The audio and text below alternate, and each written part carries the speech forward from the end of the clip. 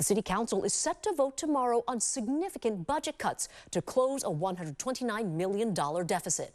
Every city department is impacted, but firefighters will be some of the hardest hit. It's possible up to half a dozen Oakland Fire Departments could be shuttered over the next 7 months. ABC 7 News reporter J.R. Stone explains the impact. My firefighters are just working their tails off, honestly, every single day, and there's not room for more workload, and yet that is what we'll be forced to deal with. Oakland firefighter Seth Ollier is vice president of the Local 55 union that represents Oakland firefighters. The proposal to cut Oakland's $129 million budget deficit includes first closing 2 fire stations, saving an estimated $5.5 million. Whatever decisions are made, could it impact response time? 100%, absolutely. It's just dangerous. It's a dangerous situation because waiting for a fire engine is just, we're talking about seconds mean lives. Then, after those 2 closures and cuts to other departments, the plan calls for an additional 4 fire stations to be closed.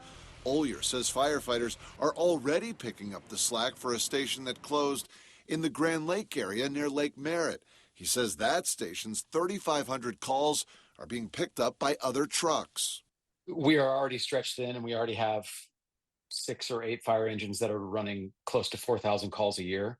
Like I've said repeatedly, the phone rang 100,000 times last year, and we answered every single call. It doesn't appear that any firefighters would lose their job with the budget-cutting proposal. Those at the closed stations would fill in at different firehouses for the 40 or so firefighters on leave. I mean, it's a recipe for disaster, especially in the hills where we are already struggling to meet response times just because the firehouses are so spread out. It could take quite a long time to get to a call. Ollier is hopeful the sale of the Oakland Coliseum site will be finalized soon, and that the city will be able to collect on delinquent taxes that haven't been paid by local businesses. J.R. Stone, ABC 7 News.